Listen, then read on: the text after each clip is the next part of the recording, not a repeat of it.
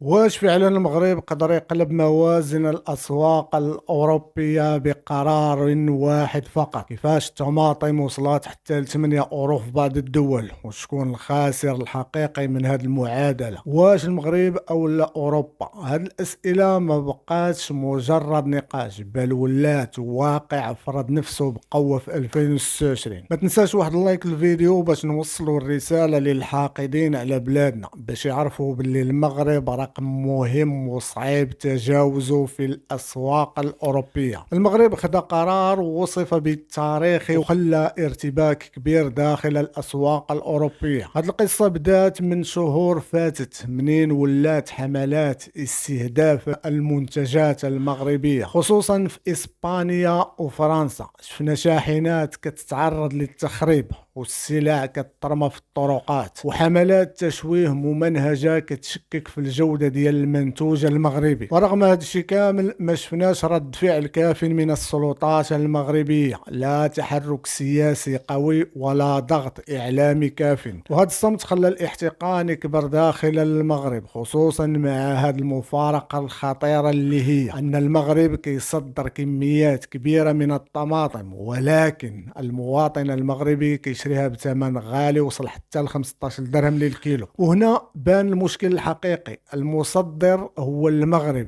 كيقلب على الربح، وهذا الشيء طبيعي، ولكن السوق المحلي ما كانش محمي والمراقبة كانت ضعيفة. والسؤال اللي طرح نفسه بقوة هو فين هي الأولوية في 2026؟ الجواب جاء بقرار واضح: تقليص صادرات الطماطم نحو أوروبا وإعطاء الأولوية للسوق المحلي. خطوة ماشي عشوائية ولكن محسوبة. الهدف منها هو خفض الأسعار داخل المغرب وحماية القدرة الشرائية ديال المواطن، وفي نفس الوقت توجيه رسالة غير مباشرة لهادوك اللي كانوا كيتطاولوا على المنتوج المغربي. والنتائج كانت صادمة وسريعة. في بعض الأسواق الأوروبية وصل سعر الطماطم حتى ل 8 أورو للكيلوغرام. وقع نقص واضح في العرض خصوصا في فرنسا وألمانيا ودول أخرى كتعتمد على الاستيراد. سلاسل التوريد تخلخلات والمستوردين لقاو راسهم قدام وضع غير متوقع، وبدات حالة ارتباك حقيقية في السوق. ولكن المفارقة الكبيرة جات من رد الفعل الأوروبي. نفس الجهات اللي كانت كتنتقد المنتجات المغربية وكتحرض ضدها ولات كتشتكي من نقصها،